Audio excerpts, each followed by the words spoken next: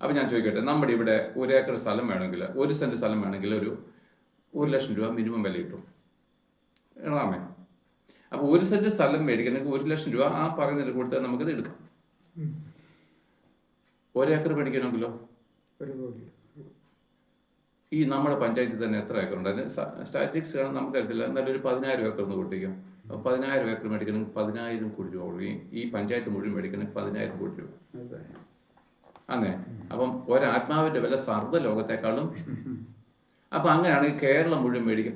വേണ്ട, ഈ റാന്നി താലൂക്ക്, പത്തനംതിട്ട ജില്ല മേടിക്കാൻ ഇവിടെ ഈ പത്തനംതിട്ട ജില്ല മുഴുവനും കൂടെ മേടിക്കാൻ അദാനിക്ക് പോലും കഴിയത്തില്ല.